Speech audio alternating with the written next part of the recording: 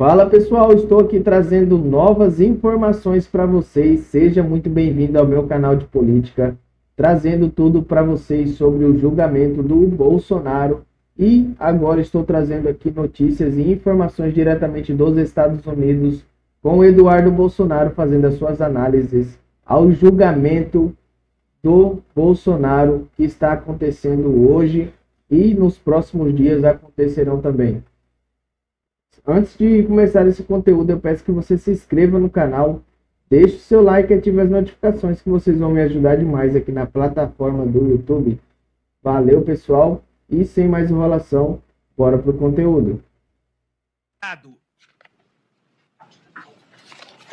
No interrogatório judicial por esse magistrado, na 42ª pergunta que esse magistrado fez, ministro Flávio, após os advogados terem feito 14 perguntas, indagado pelo relator, se desculpou, disse que era o jeito dele, que não tinha nenhuma prova. Mas ele não acusou, ele realmente falou que vocês não tiveram, né, não receberam 30 milhões, 50 milhões de reais. E aí, meu amigo, você vai querer dizer para mim que o cara sentado na tua frente, né? Eu não sei se já estava com a tornozeleira. Aí vai querer que a pessoa fale outra versão achando que você vai acreditar? É óbvio que você não vai acreditar. E você acha que isso daí é justiça. Como se tivesse realmente uma oportunidade de ouro para Jair Bolsonaro explicar os fatos e que você fosse recebê-los. E não que essa porcaria que vocês estão fazendo aí é um jogo de cartas marcadas. É o cúmulo do cinismo de um ditador. É igual o pessoal da Globo News. Não, inclusive, olha, todos os advogados fazem menções honrosas aos ministros da Suprema Corte. É claro, esses caras são acostumados a ser bajulados. E o ambiente que a maioria dos advogados vem é um ambiente onde isso daí acontece. Essa bajulação. Não estão acostumados a um jogo de cartas marcadas. Isso é a verdade. O ministro Vilardi, ele se impressiona com os arbítrios que são cometidos contra o seu cliente, que é o presidente Jair Bolsonaro. O advogado Vilardi falou, em 34 anos de carreira como advogado, 34, é quase o que eu tenho de idade, o doutor Vilardi disse que nunca pisou em um tribunal sem saber a íntegra do processo. Pela primeira vez isso ocorre com ele. Por quê? Porque eles tiveram poucos dias, ele, doutor Paulo Bueno, poucos dias para se inteirar de mais de 70 terabytes de memória. 70 terabytes. Se não me engano, tiveram cerca de 2 semanas. Lá nos finalmente, quando estava perto de apresentar a defesa, deram para ele 15 dias e se vira aí, ó, toma aí, ó, agora tá, agora você pode ter acesso a tudo. O advogado ele tem que ter acesso ao inquérito e depois, se virar processo, também na fase processual, porque ele tem que saber, ele tem que analisar aquilo dali, o advogado tem que correr atrás de testemunha, ele tem que checar fatos, ele tem que analisar dados, ele tem que mandar para a perícia. Como é que você faz isso com 70 terabytes? Gente, muito provavelmente vocês estão me assistindo, o celular de vocês não comporta 1 terabyte. Metade disso são 512 megas. Talvez o seu celular seja de 512 megabytes. Nós estamos falando que são 140 celulares de 512 lotados. Você imagina você ver tudo isso, olhar tudo isso, analisar tudo isso em 15 dias. Aí eles falam, não, mas foi dada o que a acusação utilizou no processo, foi ofertada à defesa. Mas a defesa tem que saber tudo. Porque a acusação seleciona trechos de conversa e depois usa para acusação. Mas, de repente, no resto da conversação está a prova que a defesa busca para inocentar o seu cliente. Sem isso, não há que se falar em ampla defesa, meu Deus do céu. Os professores de direito devem estar loucos com esse julgamento. Porque, além de rasgar a Constituição, está jogando fora todo o dinheiro de um aluno de direito investido numa faculdade, se for privada, né? Se for pública, está jogando fora todo o dinheiro dos tributos pagos. É inacreditável. E o cara se vangloria dessa porcaria. E vai piorar, vocês vão ver que vai piorar. Só que aí demonstrou qual o modus operandi do líder da organização criminosa. Disse que não tinha nenhuma prova, mas que se fossem outros 3 ministros, falaria a mesma coisa. Na verdade, não tinha prova em relação a esses três. Falou em relação a esses três porque um tinha sido presidente, outro era e o outro seria. Ao falar isso, mais do que ofender pessoalmente cada um dos ministros, na verdade, quer descredibilizar o Poder Judiciário como um todo. Ele está falando aqui que o fato da defesa dizer que os ataques de Bolsonaro não eram pessoais, não eram contra as pessoas de Alexandre de Moraes, Fachin ou Barroso, ele estava dizendo que era porque essas pessoas ocupam os cargos, e é isso mesmo, a instituição ela é feita de pessoas. Ele tentou descaracterizar a pessoalidade das palavras feitas numa reunião privada. Se eu quiser mandar o Alexandre de Moraes para qualquer lugar numa reunião privada, eu posso. Por que não? Qual o problema nisso? Tem gente que faz isso publicamente conosco, da família Bolsonaro, todos os dias. Cada um que forma o seu julgamento. Então ele está dizendo que a defesa de Bolsonaro, por ter dito isso, por ter quebrado essa impessoalidade, isso é prova de que o chefe da organização criminosa, ou seja, ele está falando aqui de Jair Bolsonaro, fez um ataque às instituições. As instituições existem, os servidores públicos existem para servir ao público e não o contrário. O que é sagrado numa democracia é a vontade popular, não é a vontade do presidente do STF, do presidente do TSE. E isso é prova de quê? Violador de direitos humanos. Vocês reparam como é que ele vai construindo? Ele pega críticas ao sistema eleitoral e coloca aquilo dali como sagrado. Aquilo dali é um crime. Atacou. Então Bolsonaro deve ser louco, né? Porque ele atacou, chamou embaixador, chamou a imprensa, chamou o presidente do TSE e cometeu um crime, é isso mesmo. Expondo as suas dúvidas relativas a urnas eletrônicas. E é há décadas que Bolsonaro milita pelo voto impresso e por mais transparência nas eleições. Isso não começou de ontem, não. Começou de muito tempo atrás. Ai, Bolsonaro, você foi eleito com essa urna. Sim.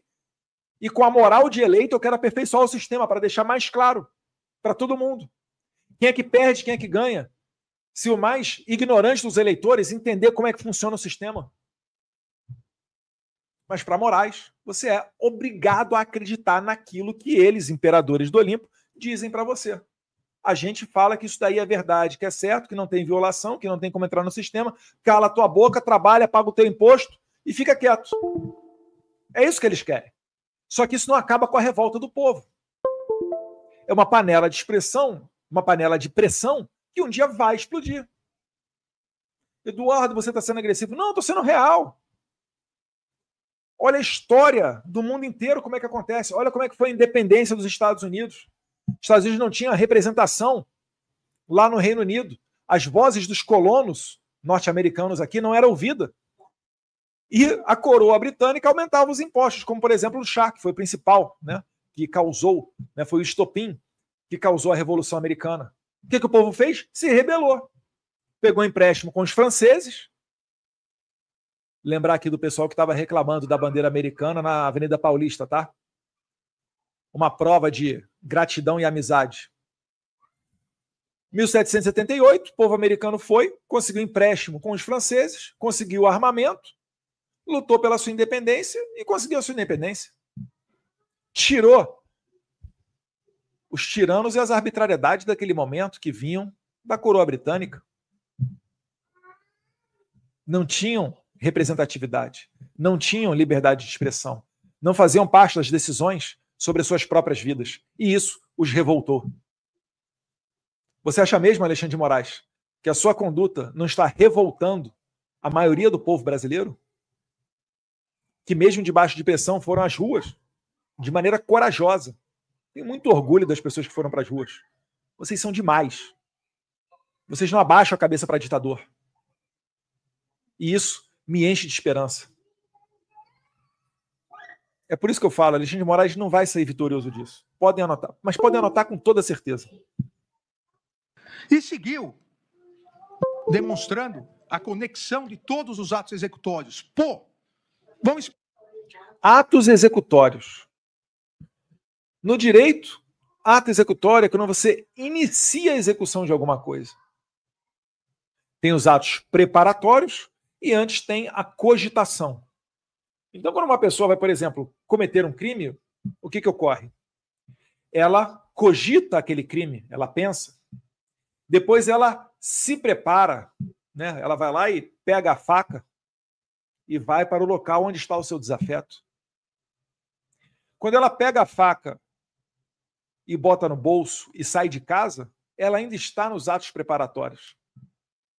A execução só se inicia quando a conduta do criminoso pode gerar o resultado pretendido. Ou seja, quando ele dá uma facada. Quando ele dá uma facada, quando ele puxa a mão e desce a mão para descer a faca no seu desafeto. No direito a gente usa muito, né? O Caio, o Meve e o Tício. Quando o Caio vai dar uma facada em Tício, ali começa a execução. Qual é a intenção de Caio ao dar a facada em Tício? É matar o Tício. Se o Tício morre, o crime está consumado. Se o Tício não morre por circunstâncias alheias à vontade do esfaqueador Caio, isso é tentativa de homicídio. O crime não se consumou, ele foi tentado, mas por fatores opostos à vontade do criminoso que estava esfaqueando, não ocorreu o resultado morte. O Moraes está falando aqui, primeiro, ele já erra, porque sequer houve cogitação de golpe. Bolsonaro está tendo um brainstorming com os seus ministros. Ele não está nem falando, vamos fechar isso, vamos fazer aquilo, você aí arranja arma, etc. e tal, que seriam atos talvez preparatórios. Não. Mas ainda assim, criticar as urnas eletrônicas, falar que o Moraes não estava pegando 50 milhões de reais, o Barroso não estava pegando 30 milhões e o Fachin não estava pegando 30 milhões. Isso daí foi considerado por Moraes como execução de golpe de Estado. Mas existe um abismo de diferença nisso daí. É por isso que até os blogueiros da Globo News, como Otávio Guedes, não conseguem falar que tem nexo causal entre o Bolsonaro e o golpe de Estado. Aí ele fala o seguinte, né? Não tem como conectar Bolsonaro ao golpe de Estado. Mas, sem Bolsonaro, não haveria 8 de janeiro. Otávio, sem a sua mãe, não haveria as asneiras que você está falando. Nem por isso a sua mãe é culpada das suas asneiras. Eu estou dando um exemplo claro para te explicar que o que você está argumentando para condenar Bolsonaro é o que o Código de Processo Penal diz que é para inocentar, meu Deus do céu. Se não há ligação entre o corpo falecido de Tício no chão, esfaqueado, e Caio, que o esfaqueou, se não há como você conectar isso, se não há testemunha, se não há prova pericial, se não há um vídeo, como as câmeras do MJ do 8 de janeiro, né, que nunca apareceram, se não há nada disso, não há que se falar em acusar Caio do assassinato de Tício. Conseguem compreender que é justamente o oposto e que poderiam colocar de advogados aqui do Bolsonaro, né, a Madre Teresa de Calcutá, junto com João Paulo II, e não haveria resultado diferente? Nós estamos diante da maior perseguição criminal que uma pessoa já sofreu no Brasil. Bolsonaro é o verdadeiro estadista, porque ele estava aqui, nessa reunião, que você consegue extrair de verdadeiro, é que ele estava preocupado em sofrer uma perseguição e ele conhece o modus operandi da esquerda. Se lá na Argentina voltar o grupo da Cristina Kirchner, é o que vai acontecer com Milei. Se o Viktor Orbán não tivesse expulsado Jorge Soros da Hungria, é o que poderia acontecer com o Viktor Orbán na Hungria.